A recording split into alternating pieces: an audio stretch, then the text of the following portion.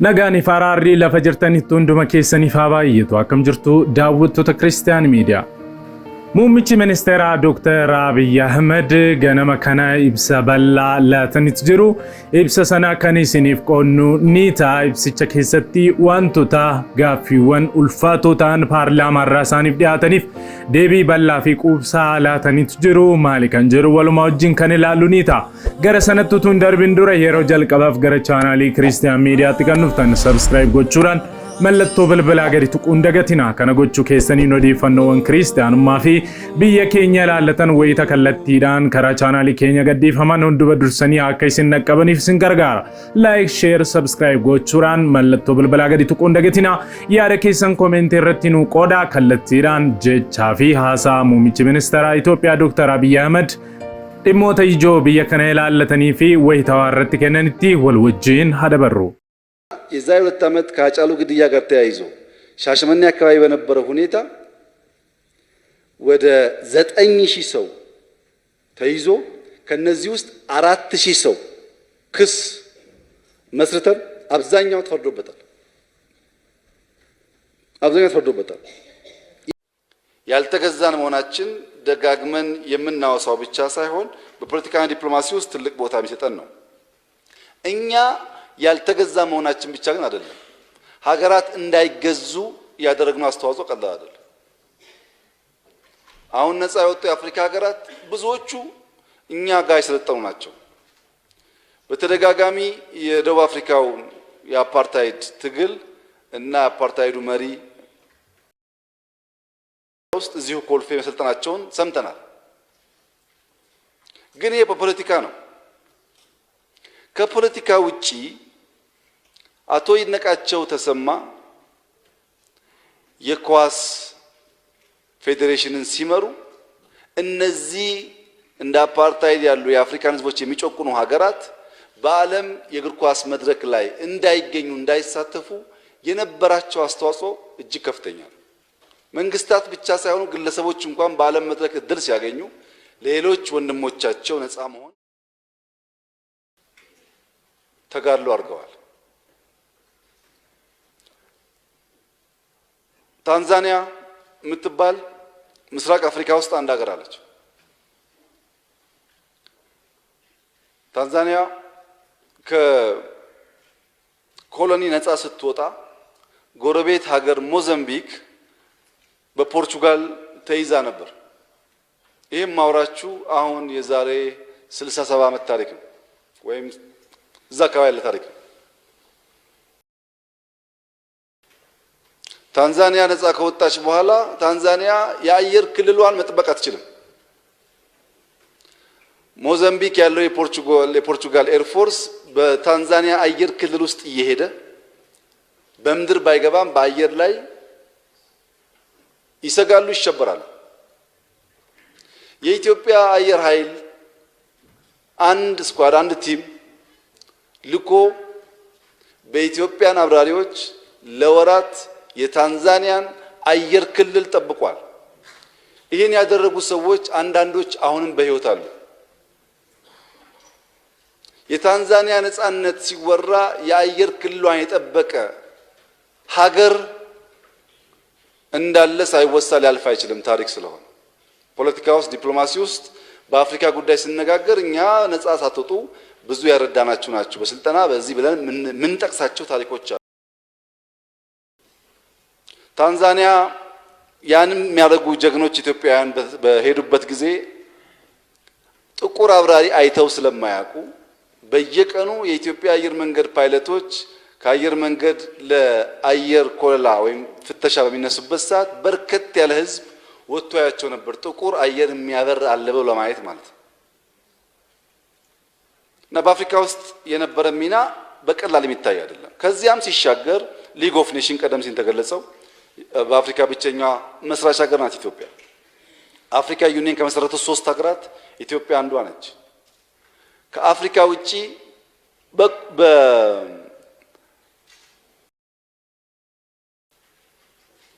ኮሪያ በነበረው የእርስ በርስ ጦርነት የኢትዮጵያ ጦር ኮሪያን ለመታደግ መስዋዕትነት ከፍሎ ታሪክ የሰራ አርሚን ያላት።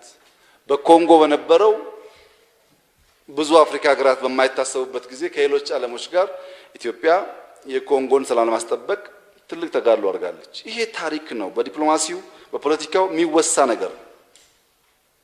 እንደነዚህ አይነት ነገር በርካታ ልናንሳቸው የምንችላቸውን ጉዳዮች ብዙዎች አያነሱትም።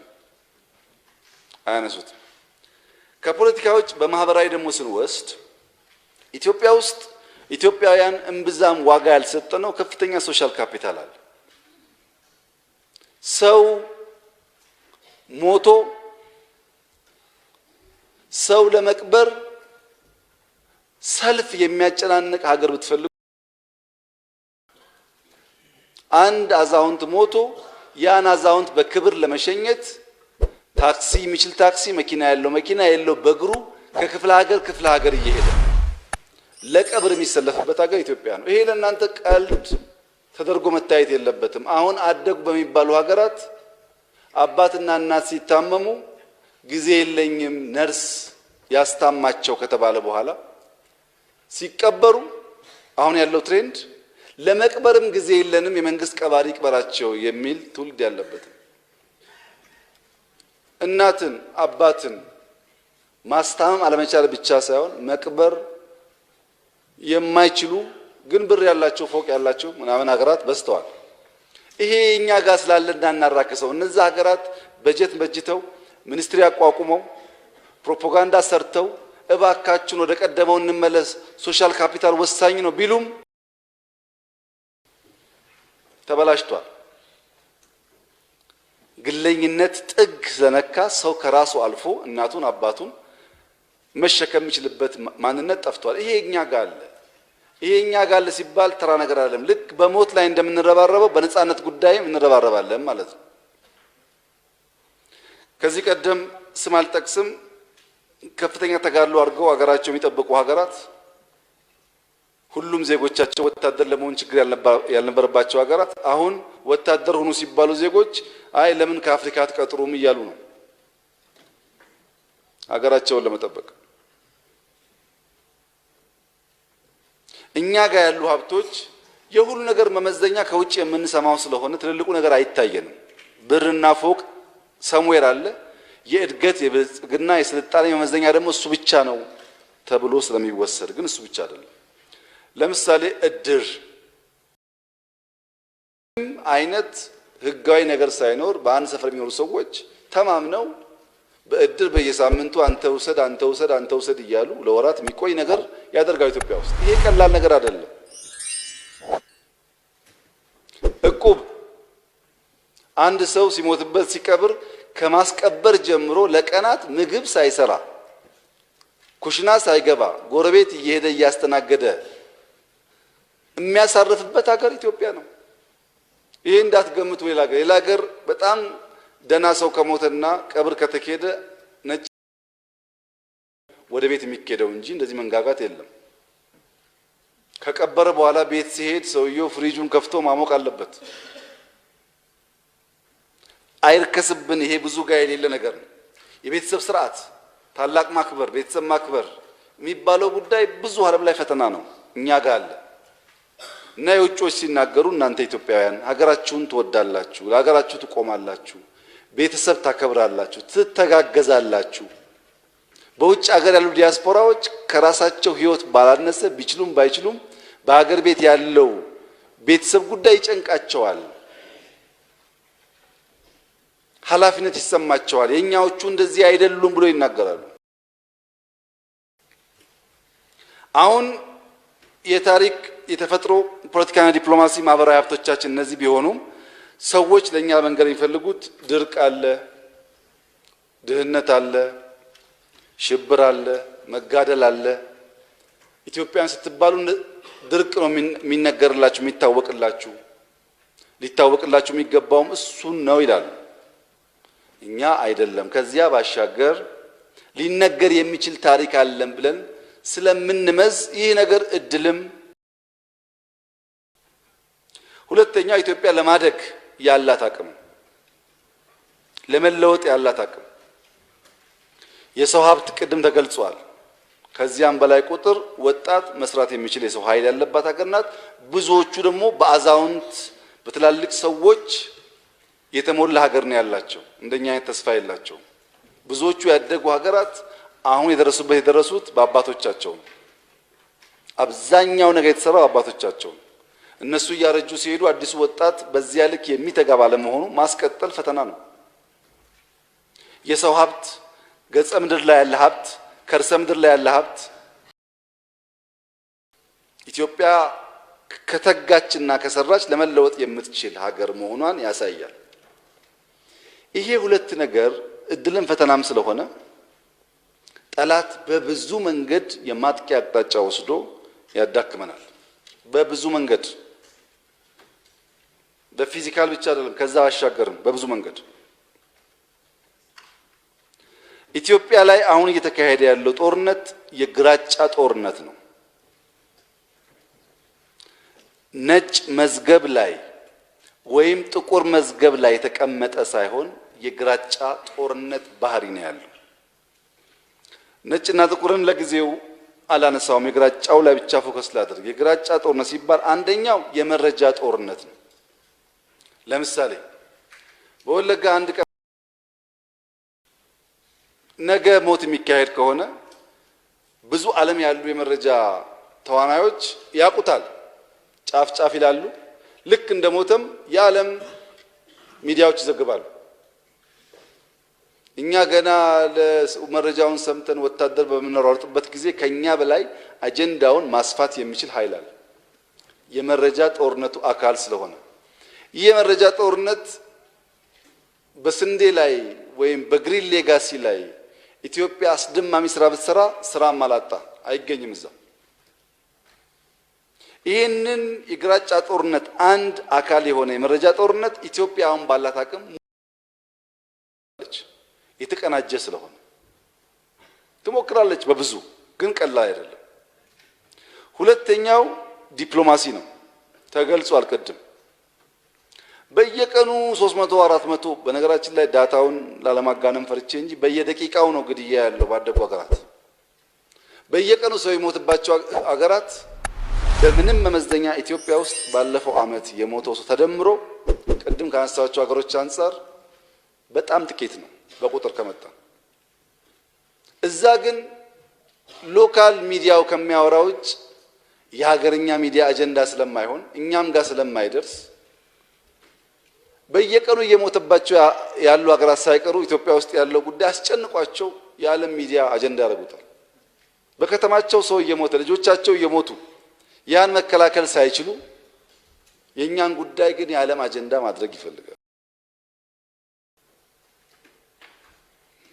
ብዙ ነው መንገዱ። የሳይበር ጦርነት ባለፈው አንስቼዋለሁ፣ ቁጥሩ እየጨመረ ነው ያለው። አራተኛው የተልእኮ ውጊያ ነው። እግር አልባ ተላላኪዎች ባንዳዎች ያሉበት ሀገር ሲሆን ጨው እያቀመስክ ትልካቸዋል። እነዚህ እግር አልባ ባንዳዎች ሳይቸገሩ የራሳቸውን ዜጋ የራሳቸውን ቤተሰብ ለመግደል ይፍጨረጨራሉ። ኢትዮጵያ ውስጥ አሁን ያለውን በጋራ የመኖር እና ኢትዮጵያን የማጽናት ፍላጎት ለማፍረስ የተመረጡ አካባቢዎች አሉ። አንደኛው ኦሮሞና አማራን በተቻለው አጋጣሚ ማፋጀት ነው። ሁለተኛው አማራን ራሱ እርስ በርስ ማፋጀት ነው። ሶስተኛው ኦሮሞን ራሱ እርስ በርስ ማፋጀት ነው። አራተኛው አፋርና ሶማሌን ማፋጀት ነው። አምስተኛው ሲዳማና ወላይታን ማፋጀት ነው። ስድስተኛ ቤኒሻንጉልን ከኦሮሚያም ከአማራም ጋር እንዲሁ ማፋጀት ነው። ከዛም ሲያልፍ ሙስሊም ክርስቲያንን ማፋጀት ነው። የሙስሊም ክርስቲያን በማይሳካበት ወቅት ሙስሊም እርስ በርሱ ክርስቲያን እርስ በርሱ ደግሞ እንዲፋጅ ማድረግ ነው። ስለዚህ እናንተ የሲዳማና የወላይታውን ሳትሰሙ መንግስት ሰምቶ ካረገበ በኋላ የጸጥታ ተቋሙ አረገብኩ ብሎ የአፍታ ረፍት ሳያገኝ ኢሳና አፋር ሊባል ይችላል። መሮጥ አለበት እዛ። ኢሳና አፋር ሲወጡ ደግሞ ቤኒሻንጉልና አማራ ወይ ቤኒሻንጉልና ኦሮሚያ ሊባል ይችላል። እነዚህ ቀጠናዎች ቅድም ማነሳቸው በመረጃ ጦርነት፣ በዲፕሎማሲ፣ በሚላላኩ ጀሌዎችና ባንዳዎች ከፍተኛ እስካሁን በዚህ ሂደት ኢትዮጵያን ማፍረስ አልተቻለም። በብዙ ሀገራት ያለው ልምምድ እነዚህ ካልተሳኩ ሰበብ ፈጥረህ ጦር ማዝመት ነው። ይሄ መጨረሻ ግብ አይደለም። በሚዲያ ካፍረስ ማፍረስ፣ ያም ካልሆነ በዲፕሎማሲ ጫና ማፍረስ፣ ያም ካልሆነ በተልእኮ ውጊያ ማፍረስ፣ ያም ማይሳካ ከሆነ ግን ምክንያት ፈጥረህ ገብተህ ማፍረስ ነው። ለተከበረው ምክር ቤት ላረጋግጥ የምፈልገው ማንም ሀገር ከኢትዮጵያ ጋር ተዋግቶ ኢትዮጵያን ማሸነፍም ማፍረስም አይችልም። መግደል ይችላል፣ ማጋደል ይችላል፣ ኢኮኖሚክ ጫና ማዳከም ይችላል። ሲያረጉት እድሜ ልካችን አድርገውታል። ይሄ ምንም በኢኮኖሚ ጫና ቢያዳክሙን፣ ምንም እርስ በርስ ሞኝ ተላላኪ እየፈለጉ ቢያጋድሉንም ኢትዮጵያን ማፍረስም ማሸነፍም አይችሉም። አባቶቻችን አላደረጉትም፣ እኛም ማናደርገውም፣ ልጆቻችንም ይሄን ይከተላሉ። ይሄን በተግባር የምናየው ጉዳይ ይሆናል። ይህ ሲባል ግን እጃቸውን ጠቅልለው አርፈው ይተኛሉ ማለት አይደለም። በሩ ብዙ ነው። ዛሬ በሰሜን ነገ በምስራቅ ከዚያ በደቡብ በየቀኑ የሚያንኳኩበት የሚያዳክሙበትና ከስራ የሚያስፈቱበት ነገር ይፈጥራሉ። ለምሳሌ ኢትዮጵያውያን አንዳንዶች ኢትዮጵያ በብዙ መንገድ ስትደበደብ በብዙ መንገድ ስትወቀጥ የት እንደነበሩ ማናቃቸው ሁሉ ግድያ ሲኖር ይሸቅጡበት ይነግዱበታል። የግድያ ነጋዴዎች አሉ። በሞት ሸቅጠው ማትረፍ የሚፈልጉ ሰዎች አሉ። እነዚህ ሰዎች ወረራ ሲካሄድብን፣ ይሄ ሁሉ ጫና ሲካሄድብን ልክ አሁን በሞት መሸቀጥ እንደሚያስቡት ቢሸቅጡ ኖሮ ባልከፋ ነበር። ይሄ በጣም ሰፊ ነው። ባንዳው ሸኔ እዛ የሚዋጋው ብቻ አይደለም። አዲስ አበባ ያለም ባንዳ አለ።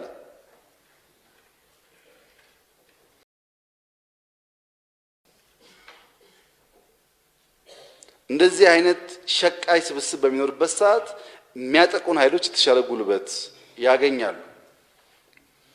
ለዚህ ዙሪያ መለስ ፈተናና የግራጫ ጦርነት ቀድመን ስለተገነዘብን ኢትዮጵያ ውስጥ ማድረግ የሚገባን ነገር ሎ ኢንፎርስመንት ኤጀንሲ ማጠናከር ነው።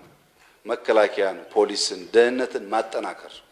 ስናጠናክር በተቻለ መጠን አራት ነገሮች የነዚህ ተቋማት መርህ እንዲሆኑ አድርገን መፍጠር አለብን። አንደኛው ዘር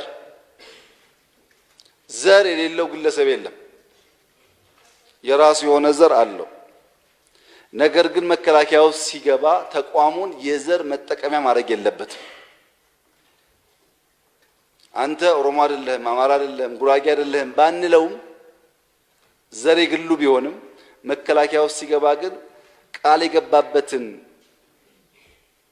የማለበትን በህገ መንግስት የተቀመጠውን ነገር ከማስፈጸም አልፎ በዘር ጉዳይ አርገን እንስራ።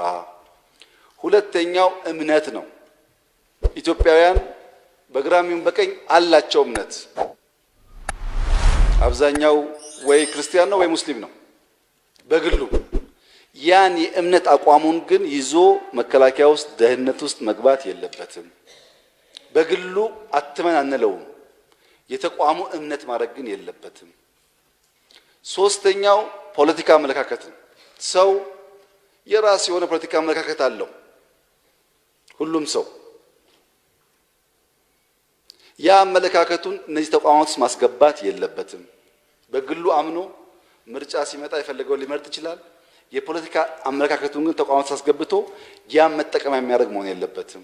አራተኛ አቅም በፈቀደ መጠን በጥቅም ተገዝቶ በጥቅም ተታሎ የሀገርን አንድነት አደጋ ውስጥ የሚያስገባ መሆን የለበትም በሚል ሰፋፊ ጽሁፎች፣ ስልጠናዎች ተዘጋጅተው መከላከያ፣ ደህንነት ተቋማት ይሄን እናንተ ባይናችሁ አይታችኋል። ዛሬ ያለን መከላከያን ትናንት ካለን መከላከያ ጋር ለማወዳደር የሚያስችል ክራይቴሪያ የለም። በእጅጉ የተሻለ ነው። ከፍተኛ የሆነ የተቋም ግንባታ ስራ እየተሰራ ነው። በሁሉም የደህንነት ተቋማት እንዳያችሁት ለዛሬ ብቻ ሳይሆን ነገ የሚረከቡ ልጆችም ታሳቢ አድርገን እየገነባን ነው። ቴክኖሎጂ ታጥቀዋል።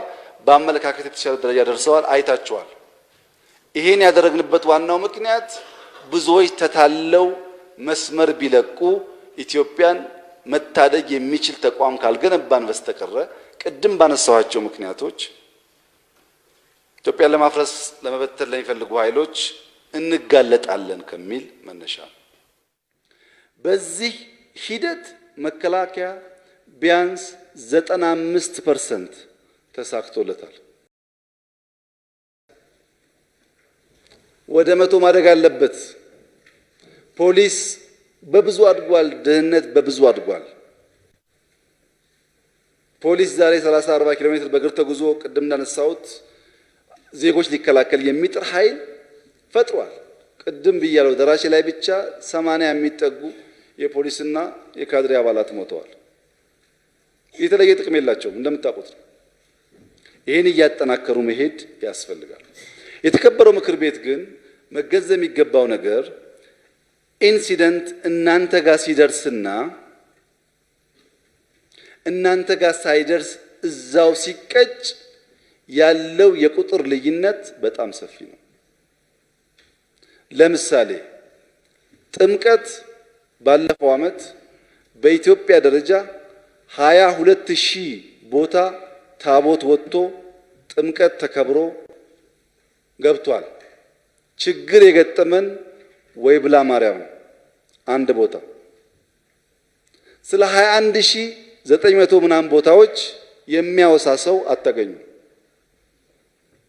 እነሱ 21,000 ቦታዎች ተጠብቀው ነው ወጣቶች ወጥተው በመታቀላቸውን ሲያከብሩ ተጠብቀው ነው። ፖሊስ 21,000 ምናምን መጠበቅ መቻሉ ጥሩ ነው። አንድ የጎደለችውን መሙላት አለበት። እኛ ማግዘን ህዝቡ ማግዞ ማደግ አለበት። ግን አንድ ሲበላሽ አልሰራም ካል በልፋት ላይ ውሃ መቸለስ ይሆናል። የባለፈው የራመዳን ኢድ በኦሮሚያ ብቻ ከ8,800 በላይ ቦታ ላይ የጀማዓ ሰላት ሰግዷል። ሰዎች በጋራ ወጥተው ኢድ አክብረዋል። አፋር፣ ሶማሌ በጣም ሰፊ ቦታው እንደምታውቁት፣ በአማራ ክልልም በምስራቅ አማራ አብዛኛው ቦታ እንደዛ ነው። በብዙ ሺህ የሚቆጠር ቦታ የጀማዓ ሰላት ተሰግዶ ቢወጣም አብዮት አደባባይ ላይ አንድ ችግር ገጥሟል። ደሴ የሰገደውም ጅማ ሰግዶ የገባውም ሰመራ ሰግዶ የገባውም ስለ አዲስ አበባው ጭስ ነው የሚያወራው እንጂ እሱ ሰላም ተጠብቆ እንደገባ አይናገርም።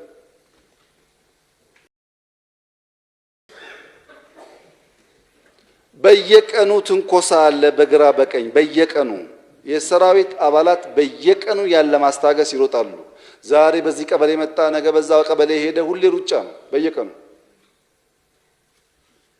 አልፎ አልፎ ደግሞ አጥፊዎች ጥቂት ሆነው ተመሳስለው ንጹሃንን ስለሚገሉ ከፖሊስ ጋር ስላልሆነ የሚያደርጉት እንደምታውቁት ደግሞ አሳዛኝ ነገር ያጋጥማል። አሳዛኝ ነገር ሲያጋጥም ከተከበረው ምክር ቤት የሚጠበቀው ከኢትዮጵያ ሕዝብ የሚጠበቀው መጀመሪያ ጠላትን መለየት ነው። ወገን መሰብሰብ ነው፣ መከፋፈል አይደለም፣ መሰብሰብ ነው። ሰብሰብ ብለን ጠላታችንን መከላከል ማጥፋት የምንችልበትን አቅጣጫ መከተል ነው። የዓለም ልምድ ይሄ ነው። ኮሽ ባለ ቁጥር እርስ በርስ መጠራጠርና መከፋፈል ከፈጠርን ለነዛ ኃይሎች ምቹ ነገር እንፈጥራለን። ይሄን የተከበረው ምክር ቤት እፈልጋለሁ። አዲስ አበባ ላይ አሁንም ሰፋፊ ፍላጎቶች አሉ። በየቀኑ በርካታ ስራዎች ሰርተን ህይወት ለመታደግ እየሞከርን ነው። ቦምብ እየያዝን ነው፣ ፈንጂ እየያዝን ነው፣ መሳሪያ እየያዝን ነው። የሰለጠነ ወታደር ከተለያየ ሀገር የመጣ እየያዝን ነው በየቀኑ። ትናንትናም ይዘናል፣ ከትናንትና ወዲያም ይዘናል። ወለጋ ባጋጠመ በ3 ቀን ውስጥ ለገጣፉ ብቻ 55 ሰው ይዘናል አዲስ አበባ የሚገቡ እና አሸባሪ እዚህ ገብቶ ፓርላማው ላይ የማይተኩሰው እዚህ አካባቢ ቀድሞ የሚጠበቅ ጥበቃ ስላለ ነው። በሁሉም ቀበሌ ላይ ጥበቃ ማስቀመጥ ብንችል፣ በሁሉም ዜጎች በር ላይ ጥበቃ ማስቀመጥ ብንችል ችግሩ ሊቀንስ ይችላል። ያ ማድረግ ደግሞ ኢትዮጵያ አትችልም፣ አሜሪካም አትችልም፣ ኢትዮጵያም አትችልም። ለ100 ሚሊዮን ህዝብ 100 ሺህ ወታደር ተይዞ እንዴት እንከና እናንተ ምን አስባችኋል? እንደ መንግስት እንዴት ተከላከሉ ነው እየሰራችሁ ያላችሁት? ስትራቴጂያችሁ ምንድነው የሚል ጥያቄ ተነስቷል። እኛ ግልጽ የሆነ ስትራቴጂ አስቀምጠን ይሰራል። በእንግሊዘኛው 4P በአማርኛው አራቱ መ በሚል ስልት ነው ኢትዮጵያ ውስጥ ያለውን ነገር ለመከላከልና ኢትዮጵያን ለማጽናት እየሰራ ያለ ነው። የመጀመሪያው ፒ ፕሪቬንት ማድረግ ነው፣ መከላከል ችግሮች ሲያጋጥሙ እንዳያጋጥሙ ቀድሞ አውቆ መከላከል። ከዚህ አንፃር ቀደም ብዬ እንዳነሳሁት ተቋማት በማጠናከር ህዝብ በማንቃት ብዙ ህይወት መታደግ ችለናል። ሙሉ ባዳነው ልክ መኩራራት ሳይሆን በጎደለው ልክ ተክተን መስራት ይጠበቅብናል። እንደ መንግስት፣ እንደ ህዝብ ተቋማቱን ይበልጥ ማጠናከር አለብን። ህዝቡ መንቃት አለበት። ወሬ ሲሰማ ከማን ሰማ ማለት አለበት። ኦፖርቹኒስትና ጊዜ ጠብቀው የሚያፋጁ ኃይሎችን መለየት አለበት። ዝም ብሎ መከተል የለበትም። ይህንን ካደረገ ከመከላከል አንጻር ያለው ውጤት ያድጋል። ሁለተኛው ፒ ፐርሲው ነው፣ መከታተል። ዛሬ ወለጋ ላይ ችግር ሲፈጠር ወለጋ በቃ ካል ጉድ ነው። ጋምቤላ ይቀጥላል፣ ጎንደር ይቀጥላል። ስሙን ነው የሚቀያየረው። ኮንቲኒየስሊ መከታተል ያስፈልጋል። ለዛ የክትትል አቅማችን ለማሳደግ መግለጽ አልፈልግም። አሁንም ጥረት ያስፈልጋል። አንዳንዴ መረጃውን አግኝተን መድረስ የሚያቅተን ጊዜ አለ። አንዳንዴ መረጃ አግኝተን ደርሰን በቦታው ላይ ምንም ማናገኝባቸው ጊዜዎች አሉ። ይሄን እያጣጣሙ እያደጉ መሄድ ይፈልጋል። ሶስተኛው ፒ ፕሮቴክት ነው፣ መጠበቅ። ምን ጠብቀው? የጠላት ዋና ዋና ታርጌት የሆኑ ፕሮጀክቶች፣ ተቋማት፣ አካባቢዎች በተለየ እንጠብቃለን። የቀረውን ደግሞ ህዝቡ በየአካባቢ እያደራጀን የሚጠብቅበት መንገድና ድጋፍ ሲያስፈልግ የሚጠይቅበትን መንገድ ይበልጥ እያጠናከርን እንሄዳለን።